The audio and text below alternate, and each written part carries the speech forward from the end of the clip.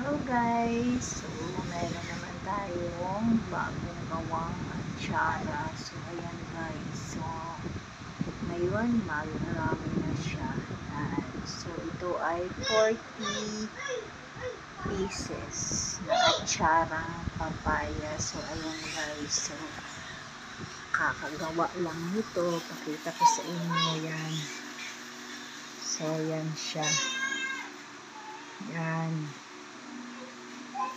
Guys, yan, diba? Masarap to, lalo na ngayong malamig ang panahon, kahit saang klase ng ulam na pwede ninyo siyang i-partner. So, masarap siya lalo na sa pritong tuyo. Yan guys, so yan. So, last time, yung 30 pieces ko, ubos na kasi. Kaya, ayan, gumawa ulit ng panibagong 40 pieces naman.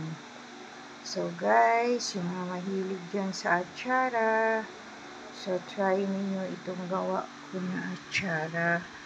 Masarap to, guys. Hindi kayo magsisisi. Yan. So, malaki na siyang size. Yan, Yan, ang isang ganito ay 150. Okay? So, try ninyo. Masarap to sa mga prito. Pritong isda, pritong itlog, at pritong tuyo. Yan, ang partner yan.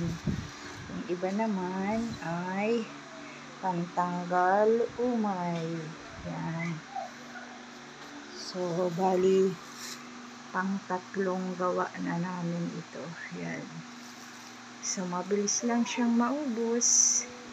Kasi, subok na nila yung lasa. Yung iba nagre-repeat order na lang.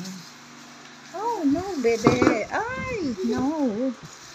Labas na yung chocolate. Yan. So, guys, try nyo mag-order sa akin kay Madam Ben Vlog. Yan. Salamat po sa inyo. Text nyo lang ako pag kailangan ninyo at i-deliver ko sa inyo ng free. Bye!